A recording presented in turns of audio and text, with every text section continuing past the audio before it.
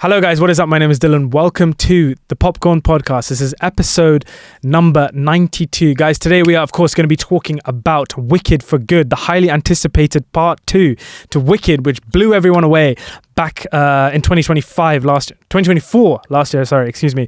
Clara and I have seen it just now on opening weekend, and we are ready to get talking and breaking down everything Wicked for Good. But before that, we revisited part 1, and Clara, you had a little bit of a different experience with part 1 on the rewatch, correct? Yeah, I think I just felt that although I really enjoyed it the first time round, we had such a good time with it, and it was definitely a lot better than I had expected it to be. Yeah. On the second watch, knowing sort of what I was going in for, I felt like the flaws came to the surface a bit more. Yeah. I definitely felt like the colouring was just really flat. It really, the sort of Technicolor Wizard of Oz look, like it was like none of that. That was out of the window. It was just, but even on top of that, they just didn't make the most of the fabulous costume design, production design, all of that. It was all like, yeah, it was filmed like very generically, I felt.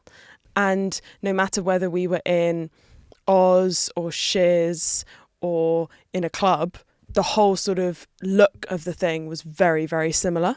Okay. And I just found that really quite disappointing for such a, you think musical, you think like colours and, each scene different from the next depending on the song. And I do really feel like if I think to a lot of musicals, a lot of the songs are shot like music videos. Yeah.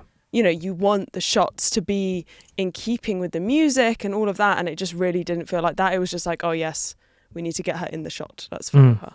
Yeah. It didn't feel like creative in a lot of ways. Sure. Those decisions. Yeah. I mean, I think I actually kind of disagree with the whole creativity behind it. I do still think for the most part, I think when you're helming a blockbuster of this scale, there is a little bit of a trade-off in the sense of like, there's so many moving pieces that you have to find a way in which you can capture all of that. And I do think there is a level of nuanced filmmaking and flourishes that do give the film more personality than I think the average blockbuster. I don't think it's like the next big thing or anything. And I think, John M. Chu, I wouldn't class him as like an auteur or as someone who is typically associated with being a really creative director, I would say. But I think for the most part, a part of a director's job is to allow all the other departments to really kind of just have their time to shine, I guess, in the film. But I think he has an amazing production design and costume department and doesn't allow them to shine because of how it's shot. It's like, I can sort of see some production in the background. If I squint, I'm like, oh my God, that prop looks amazing. Or, oh, I can see they've color coordinated this. But if you're just looking at the film, that just blurs into some sort of white, dead background. Sure, but that I think is to do with what I agree with you on, which is like the color grading of it. I think that it's so grayscaled. The colors are so washed out. And I feel like it's sort of drained of any kind of real vibrance. And I think all the other elements, the fact that we're able to still have that experience of these characters in this world and still have a good time with it, I think speaks to those other departments and how much passion has clearly gone into this, that even when you get a color grading like that is almost working against all of that, I think I didn't have. I do agree. I do think that there could be more given to those kind of elements. But even watching some of those songs, like they'll have a shot, like a wide of Cynthia Erivo, and she'll like duck behind a banister so you won't see her for a couple of seconds. And you can just imagine in another filmmaker's hands, like in a sort of La La Land, that would have been a shot above her, so you could see her whole dance body. Like, do you know what I mean? Like it really felt like, how do we shoot this so we capture everything in the shot? Well, isn't that then that's a choreography? That's a choreography problem then, isn't it? If you're not working the dance sequences or the movement into the actual footage, yeah. That's what I mean. I don't feel like it felt like the music and the sort of musical numbers didn't feel artistically coherent. That was my point. Sure.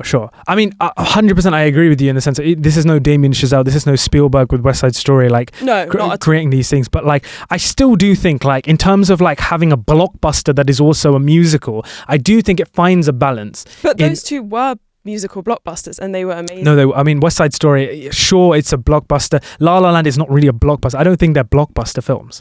They're not blockbusters. Not in the typical, not in like the Wicked sense. Wicked is on the level of like when you put that much money behind it or that much, visual effects behind it. You have it. When I say blockbuster, I mean more in line with kind of franchise blockbusters as opposed to like I don't think La La Land is a blockbuster. I wouldn't say La La Land is a blockbuster. Okay, and I don't think West Side Story is a blockbuster. But I think West Side Story is a blockbuster. It's like a legacy sequel. Everyone loves West Side Story. Yeah, but every just because so much money got poured into it. It was helmed by a major director. Like, it was so popular. Like, I feel like that gives me a blockbuster. I think, like, if you take just because something is like loved by a piece that's well loved by everyone doesn't mean it's necessarily a blockbuster. If they made a remake to, I don't know, Harry Met Sally, I don't know, would that be a blockbuster? I don't know, maybe. If they poured a shit ton of money into it and made it such a big thing with a huge studio, then yeah, I would call that a blockbuster. Yeah, but West Side Story and La La Land, La La Land, I still would say, anyway, I feel like this is getting beside the point. We can argue about that. Yeah. You're basically saying because it's such a like studio-led project.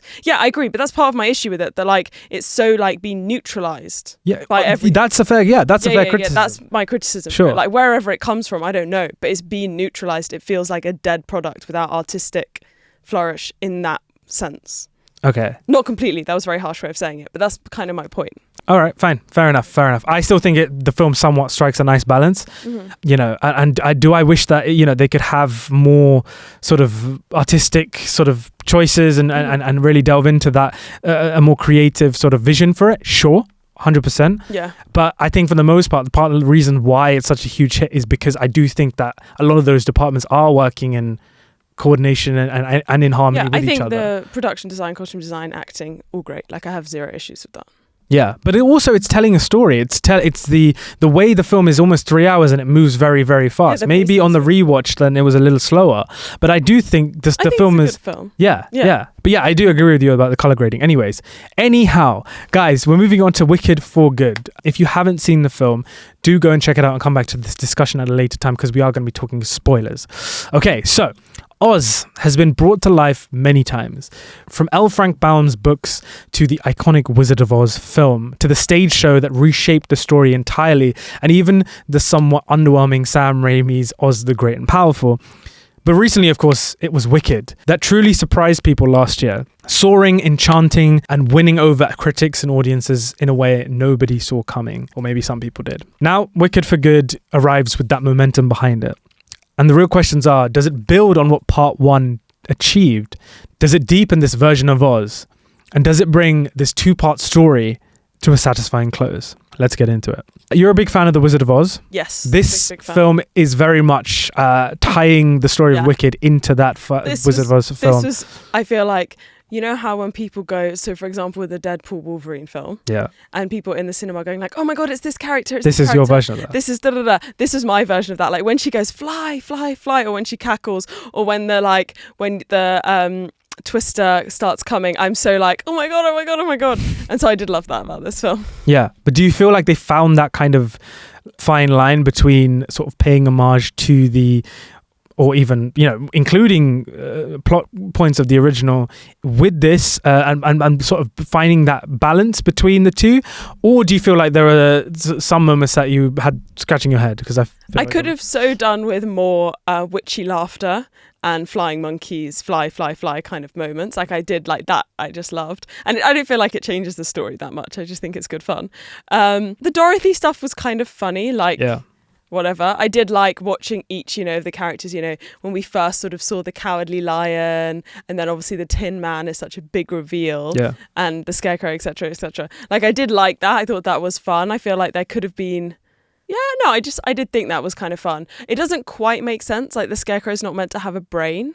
Yeah. But clearly, Jonathan Bailey, I can't remember what his actual name is, has Fiero, thank you. He has a brain. Do you know, so whatever. It was still fun. The one thing that really annoyed me was why weren't her slippers red? Like I don't understand, where were the ruby slippers? Like and again, I've just praised the costume department and production design and everything, and I do love it, but I hated those shoes so much. There must be a reason, surely. Like they were just they looked so like. But do you not think it's so obviously like that's such like it's not something that they just missed? Like it was an intentional. No, it was choice. Definitely intentional. I should have read up on this before coming on the podcast. Yeah. I don't know why they made that decision. Can someone tell us why they've made that decision to not, have Dorothy's red shoes? Yeah, because I love Dorothy's red shoes, and as a kid, I so badly wanted Dorothy's red shoes. I used to like dress up as Dorothy, and that is her. Yeah, that was upsetting. Yeah, I feel like my bad for like throwing the Wizard of Oz sort of integration in as the almost first question, but generally speaking about Wicked for Good. I think there's a lot of mixed reactions. Some people are like loving it, calling it as good as the first, and other people are like, oh, it's kind of mid. Where do you stand on the whole experience of that? Unfortunately, I think I'm more on the mid side. Yeah, by the way, I hate using the word mid. I apologize. It's like people dramatic, not to be dramatic, the death of film criticism, that word. But yeah, It's just, it is weak, I would say. You think it's a weak film compared to the first one? Yeah, I felt like the jeopardy wasn't properly thought through. The plot kind of went in circles, and so the payoff at the end didn't feel very earned, or even I possibly didn't quite understand it. Like there was a lot of sort of scenes where she'd go back to Oz and confront the wizard and then just leave. Or they'd be in a situation where a so-called army's coming up to them and it's like 5 really stupid guys. Yeah. And you just and she can do magic. Like I never at any point really felt like she was in danger. And I know it's a kid's film, like I'm not saying there should be beheadings or whatnot, but the opening sequence where she's attacking people that are laying the yellow brick road is brilliant. I thought that opening sequence was really, really good. And obviously it's a kid's film, so they just get some yellow paint on them or whatnot. Yeah. But you did feel the sense of fear that she was inspiring them and had power and sort of a real sense of conflict there, which I felt the rest of the film just completely lost. Yeah. I don't know if you agree, but I kind of know what you mean. For me, I don't. I've seen The Wizard of Oz many times when I was a kid. Yeah. My brother sang "Somewhere Over the Rainbow" in assembly, and I took the piss out of him. I love that. Which brother? Tristan. I love that. It wasn't a solo. It was like three people. But still, it was big.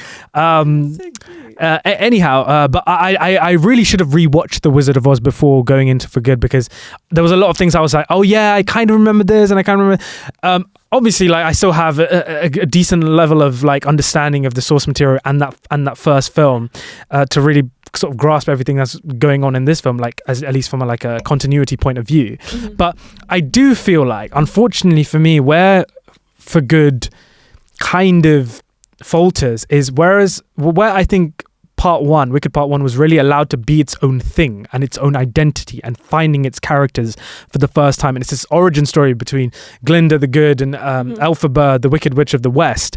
This one I feel like is almost not. It's almost like it feels restricted because it has to connect to the Wizard of Oz. I don't feel like it's like naturally. It doesn't naturally feel like a film. It just feels like there's the hand of Wicked here and there's the Wizard of Oz here, and they're trying to reach each other. But like the film, there's no film there. It just feels like they're just tying threads the entire time. And I don't feel like a lot of the payoffs, a lot of the ends of people's arcs and their characters fully feel satisfying. But I feel like they could have done. Yeah, they could. They just wasted a whole bunch of time having them sort of chat around her wedding. Like I do feel like the way it was going, her sort of evil origin story that she tries to do good and keeps failing and then is like, fuck it, I'll just be evil. Yeah. I do like that is a compelling arc in her world. It's just they really threw it away with a whole bunch of sort of going nowhere conversations with zero jeopardy. And the sort of, the enslavement of the animals, they again sort of threw that away. There's a scene where she releases them from cages and tries to stop them from leaving, but you do feel there's none of their characters in it anymore after Peter Dinklage goes silent. And you really don't feel that as jokes. And you really don't feel that as a follow through. And then its resolution at the end is so weak that all that build up that was done so well in the first film gets completely lost. And I feel like again that would have been a good storyline to really push through. And it wouldn't have felt so like The Wizard of Oz was just sort of strangle holding the film. No, I agree. Like I said, I feel like Wicked for One was really allowed to be this thing, its own kind of story. I do feel like it sort of resorts to being a series of conversations back and forth with different characters that, and 1 minute like a character thinks one way and the next minute they're not, and then the next minute they're back, sort of like Galinda, right? I think one thing I did enjoy about this film is I do feel like I felt a lot for Galinda. I think this one. Oh really? I liked her less than this. I mean, maybe it was just Ariana Grande's performance, but I do think that she's lost her friend, then she loses her basically lover, or the person she wants to, build a life with. She's basically stuck in the Emerald City with Michelle Yeoh, like basically just insulting her all the time, and then having this wizard who she knows is a fraud. Yeah. So she is really like kind of stuck in the situation, and I do feel like if Wicked Part 1 was Elphaba's story, this almost feels much more like Galinda's kind of, I guess, but reckoning. Like, I want to say. Just talking it through, they have good arcs, quote unquote. Yeah. Like Elphaba sort of trying to do good and failing and like being like, oh, now I'm going to be evil. Yeah. And then, as you said, Galinda sort of, trying to go down the path of like, that is expected of her. Yeah. And then everything slowly falling away from her to the point where she realizes she can no longer continue. Yeah. And I think those are both interesting arcs. I just feel like they're managed poorly.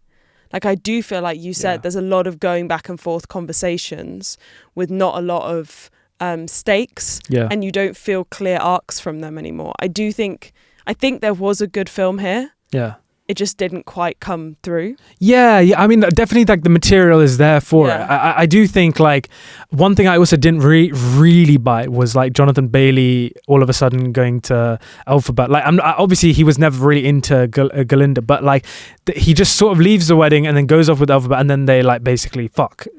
Yeah. Sorry. They basically. But it's like a musical, of course.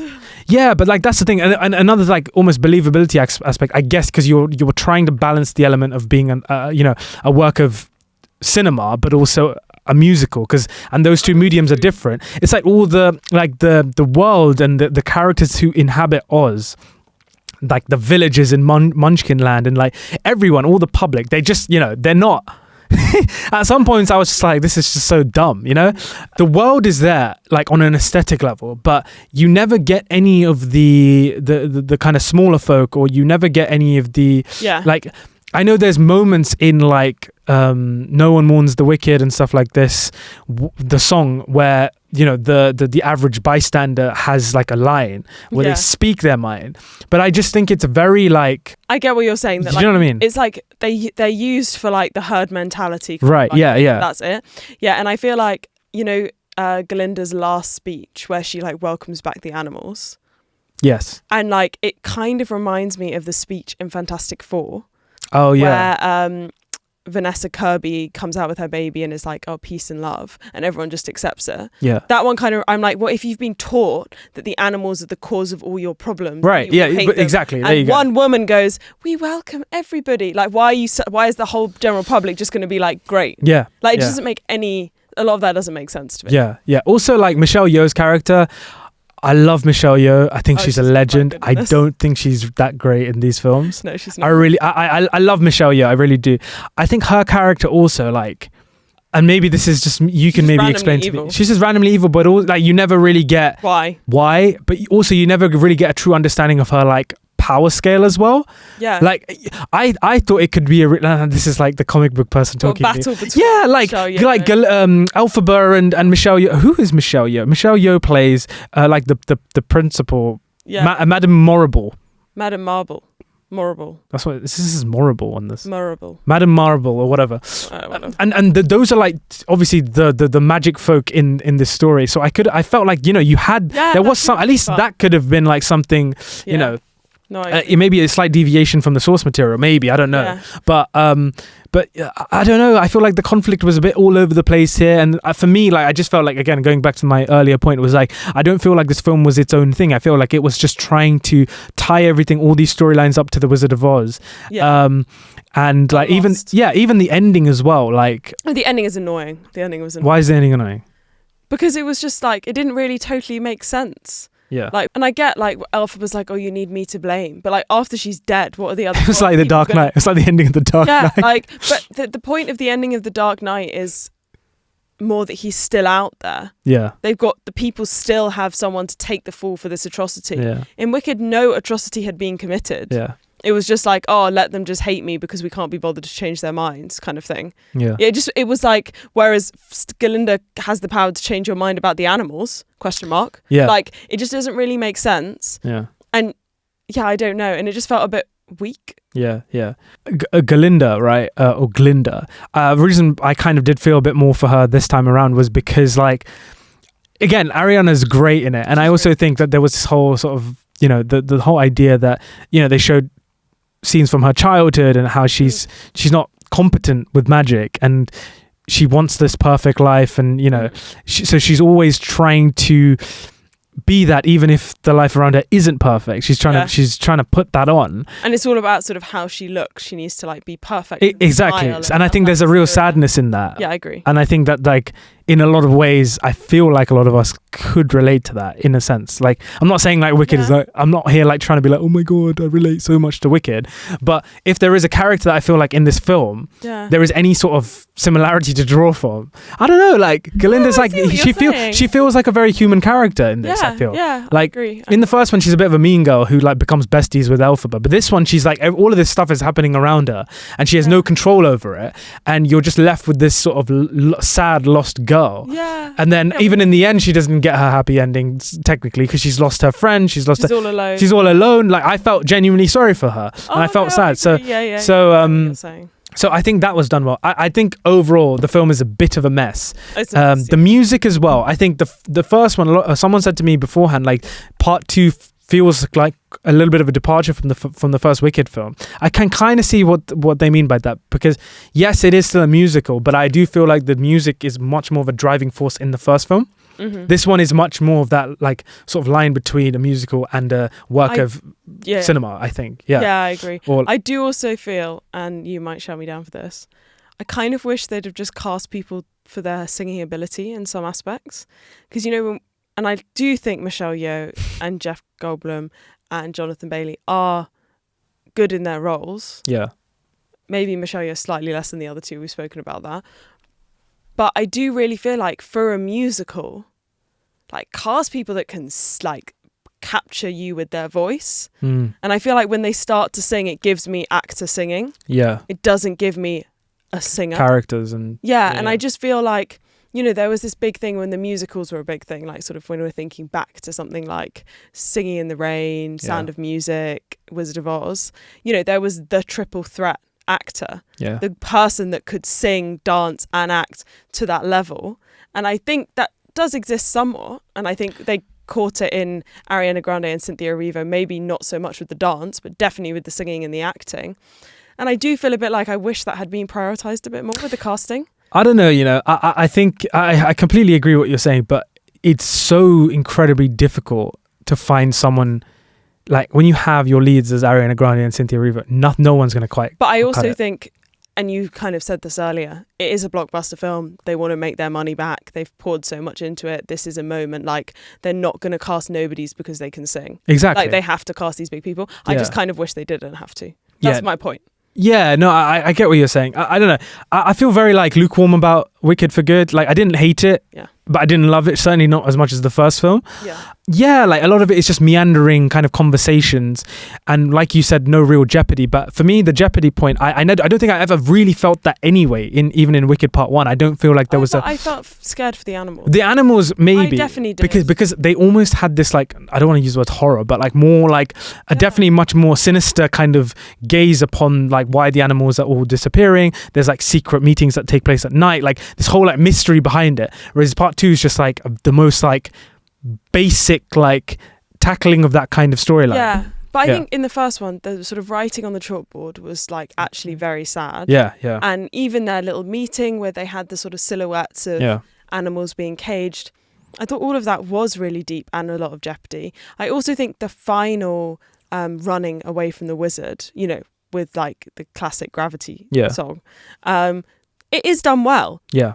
The monkeys are coming after them, the balloon explodes. Like, you want them to escape and you feel scared that they're going to be captured. Yeah. Whereas in this one, not, like, Elphaba will just show up in the Emerald City and, like, appear on a balcony because she has the power to do that. Yeah. So, of course, she has the power to escape. Like, it doesn't... Do you get what I'm saying? Yeah, like, no, it's just like, oh, yeah, sure, whatever. Like, I've lost believability in this now. No, absolutely, yeah. I do think to kind of end on a positive note, I do think, like, absolutely, like, the music is still incredible in this film. Yeah. Even though I don't think it's quite used quite as well in this one.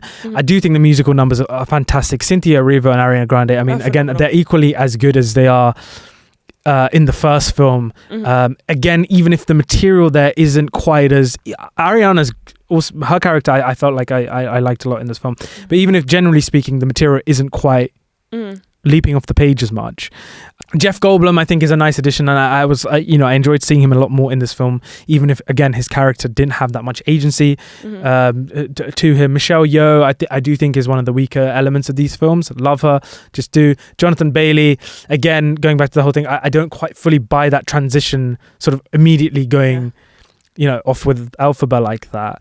But he's not really a character. Yeah. Just the one thing I will say is this is you just described it as like a kids film kind of thing, or something that's linked to The Wizard of Oz. It is. Yeah. I do think the one of the things I do respect about a film like this is that I do feel like there is almost this sense of tragedy behind the film. Yeah. Like these characters that are essentially supposed to be these kind of almost stand-ins as like Disney princesses and like the fairy tales from the past of like the Snow Whites and Sleeping Beauties. That is essentially what The Wizard of Oz is. It's this amalgamation of all these kind of sort of points and tropes, I guess, you get in the old school Disney films and stories of the fairy tales from the past. I do think, whereas those fairy tales usually have that happy ending, this film does manage to capture both the triumphs but also the tragedy of some of those characters, even if I do feel like it loses itself in the process a little bit, I feel. I mean, I do think The Wizard of Oz is a tiny bit different to like cite fairy tales and Disney, because it does have that idea of they believe in the wizard and he actually is all a fake, and it's much more nuanced than just But I do get, but I think that's a compliment to the world in general though, but I also get what you're saying, that they are sort of cited to us, especially Galinda, as good and evil wizards and witches, the good, the bad, whatever, and they sort of undercut that, and that's fun. Exactly, yeah.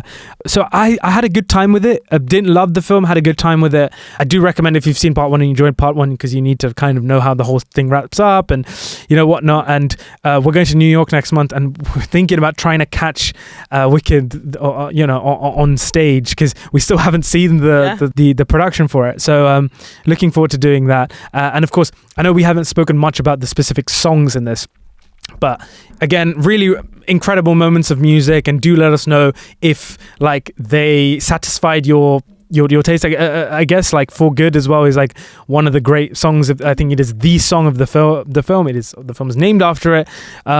So yeah, overall I think I'm a bit lukewarm on Wicked for Good, but enjoyed elements of it, and same. Wonderful, amazing. So now Clara and I are going to do some games. Clara has actually got a couple of games for me, believe it or not, guys. I'm going to be tested. So hit me. Can you guess the imposter from the cast? Okay. Nicole Kidman, Harris Dickinson, Saoirse Ronan, and Stephen Graham. What? Nicole Kidman, Saoirse Ronan, Harris Dickinson, and Stephen Graham. Oh my gosh. Yes. It's good. Well, you're trying to make me think Baby Girl, but it's not Baby Girl. Saoirse Ronan. Oh my gosh, what? I got it. You thought you could trick me into thinking Baby Girl. That is Steve McQueen's Blitz, and Nicole Kidman is the imposter. Yes. You tried it. Yeah, I did try. You tried it. And I failed. Okay. Have you seen that film? Blitz, no. Yeah. There you go. But I looked through your letterbox, okay, not mine. Okay. Mark Hamill. Yeah. Harrison Ford. Mm-hmm. Lupita Nyong'o. Yeah. And Pedro Pascal. I mean, I feel like it's very obvious. Okay, go on. I might have got it wrong. Star Wars The Force Awakens? So Pedro Pascal's not in Star Wars The Force Awakens. Okay, yeah, I got it wrong. But it's fine. There's another imposter for a different film, but it's come. Okay. Oh, is there another film in there? So. Oh, no, I got it. The Wild Robot, and Harrison Ford is not in The Wild Robot. Yeah. I'm sure you're right. I was thinking of another one. Okay. The next one. Ben Whishaw. Yeah. Jessie Buckley. Yeah. Olivia Colman. Yeah. and Claire Foy. Olivia Colman is not in Women Talking. Yeah. Fuck. Okay. Fiona Shaw, Yeah. Helena Bonham Carter, Sam Claflin, and Emilia Clarke. Helena Bonham Carter is not in Me Before You. Is it Me? It's Me Before You. Hang on. Say again. So Sam Claflin, Emilia Clarke, Helena Bonham Carter, and Fiona Shaw. Mm-hmm. Eesh. I'm thinking Me Before You. I can't remember I can't remember if it's Helena Bonham Carter in Me Before You. I don't think so. Fiona Shaw. My guess is Helena Bonham Carter, the imposter in Me Before You. What is it? So I feel like then it has to be like Emilia Clarke as the imposter. But what's the film? Can I give you a clue, or do you not want a clue? Gosh, it's not a Tim Burton film. Fiona Shaw. What? Fiona Shaw, Helena Bonham Carter, Sam Claflin. I don't know. Do you want a clue? Yeah, give me a clue. You don't like this film. I don't like the film. No, you don't. And I've seen it. Good. And you have seen it. Well, you've logged it on Letterboxd and given it a rating. So I don't like the film. It's not Last Christmas. It's not Solo. What? I don't like the film. Okay, wait. Look, Are you sure you got this right? yeah, I'm sure I got this right. Fiona Shaw. What's she been in apart from Harry Potter? I'm trying to think now. Yeah, you did not like this film that much. Sam Claflin. Do you want to know? Shall I tell you the main What's the genre? Fun Netflix filler. Fun Netflix filler. Can't be Helena Bonham Carter. Murder mystery. I'm going blank. Honestly, yeah. Go on. Give me a. What did you say? Give you the I main can cast. give you the main cast member or the title. I think both. Give me the cast member. Millie Bobby Brown. Oh, it's Enola Holmes. So Emilia Clarke is not in Enola Holmes. Yeah. Okay. You said Henry Cavill. I would have got it. Yeah. Okay. Karen Fukuhara. Yep. Christian Bale, Margot Robbie, and Willem Dafoe. Whoa. Karen Fukuhara, Mm-hmm. Christian Bale, Margot Robbie, Willem Dafoe. Oh. See, Karen Fukuhara and Margot Robbie are both in Suicide Squad, but neither Christian Bale or Willem Dafoe are in Suicide Squad. Are they? No. They're not. And Christian Bale and Willem Dafoe are also in... oh, I got it. You fuck. I think I have it. God. I think I have it. I think It's not a film that I liked. Oh, Oh, maybe not then. what did you think it was? Well, I know Margot Robbie and Christian Bale are in Amsterdam. I can't remember. I don't think Karen Fukuhara or Willem Dafoe is even in that film either. I can give you a clue if you want. No. Christian Bale and Margot Robbie, what have they been in? Well, it has to be a film that Karen Fukuhara has been in, because you wouldn't have just randomly come up with Karen Fukuhara. So Karen Fukuhara is... Gosh, what else is Karen Fukuhara in? She's in Suicide Squad. What is Christian Bale in Suicide... She's not... Christian Bale is not in Suicide Squad. Oh, this is so annoying. Do you want a clue? It's hard. Give me a clue. It's not live action. Oh, okay, fine. Howl's Moving Castle, and Margot Robbie's not in Howl's Moving Castle. You're very close. I I mean, you got Margot Robbie, but... it's not Howl's Moving Castle. It's not... Oh! Who's Christian Bale? Oh, wait. Who's Christian Bale in Boy and the Heron? Who is Christian Bale in The Boy and the Heron? He is in it. Who is Christian Bale in Boy and the Heron? Shio Chi Maki. That guy, yeah. Yeah, he's in it. He's the first listed British or English version cast member. Fine. Not Robert Pattinson. Okay, interesting. No. All right, cool. Can you guess the character from The Laugh? Okay, I'm listening. I can't hear. You need to put it right into the mic. Okay, so it's Jonah Hill from War Dogs. I recognize that laugh anywhere. Okay.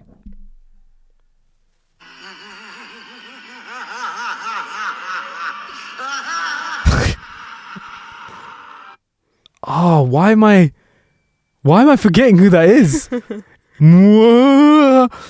It sounds like 80s or 90s. Play it again. It sounds like Tim Curry or something.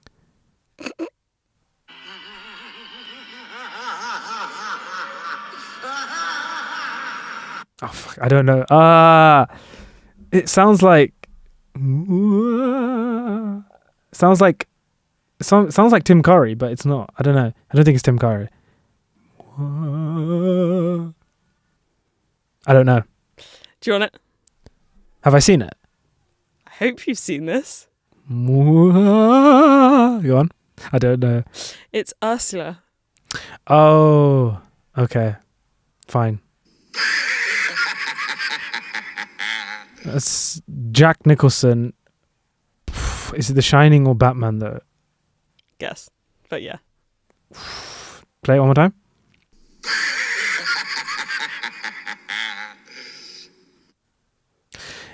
Okay, this is my guess. I might be completely wrong here. My guess is The Shining, because when you don't hear his laugh, you hear this almost like wind, sound of wind, and I feel like that's like very much in the Overlook Hotel, like this fear, like this feeling. This is a next level of detective work, and you are correct. This Shining, yeah. Sorry. Oh, that's Wizard of Oz. Yeah, Wizard of Oz. Yeah. Okay, The last Wicked one. Witch of the West. All right, that is Helena Bonham Carter in the Order of the Phoenix as Bellatrix Lestrange. Just before she kills Sirius Black. I killed Sirius Black. Well done. You're gonna get me. Okay, I got one wrong. What was it? Ursula. Ursula, that's right. All right, before you do your final game, before Clara does her final game, I'm going to hit her with a game myself. Clara, you're a big fan of Studio Ghibli. Yes. Gosh. A super fan, as they say. Well, you have. There's only a couple of Studio Ghibli films that you haven't seen, and so I've put together a list of Studio Ghibli films, and you are simply going to choose between the Studio Ghibli films. Okay. Okay. Okay. So, what is the best Studio Ghibli film? The Boy and the Heron or The Cat Returns? The Boy and the Heron. The Boy and the Heron or Ponyo? Although the Cat Returns was the first one I ever saw. Sorry, say that again. The Boy and the Heron or Ponyo? Ponyo. Ponyo or Tales from Earthsea? Ponyo. Ponyo or My Neighbor Totoro? My Neighbor Totoro. My Neighbor Totoro or From Up on Poppy Hill? My Neighbor Totoro. My Neighbor Totoro or Kiki's Delivery Service? I am a big fan of Kiki's Delivery Service, so I'm going to go with that. Kiki's Delivery Service or Whisper of the Heart? Kiki's Delivery Service. Kiki's Delivery Service or Laputas Castle in the Sky? I have such a soft spot for Laputa Castle in the Sky, so I'm going for that. Castle in the Sky or Earwig and the Witch? Castle in the Sky. Castle in the Sky or Pompoko? Castle in the Sky. Castle in the Sky or Nausicaa of the Valley of the Wind? Castle in the Sky. Castle The manga is fucking amazing, but keep going. Castle in the Sky or The Secret World of Arrietty? Castle in the Sky. Castle in the Sky or Howl's Moving Castle? Howl's Moving Castle. Howl's Moving Castle or When Marnie Was There? Howl's Moving Castle. Howl's Moving Castle or Porco Rosso? Howl's Moving Castle. Howl's Moving Castle or The Tale of the Princess Kaguya?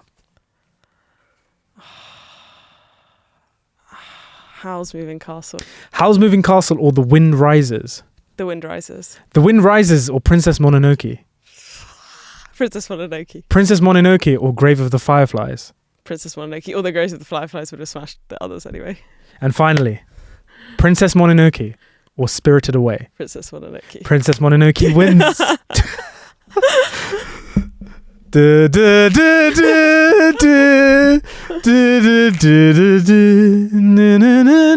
Okay. All right. Mine is very similar. Yep. Films with witches. Some are good, some are great, but what is the best? Let's go. Wicked Part 1 or Wicked for Good? Wicked Part 1. Wicked Part 1 or Maleficent? Wicked Part 1. Wicked Part 1 or Into the Woods? Wicked Part 1. Wicked Part 1 or The Wizard of Oz?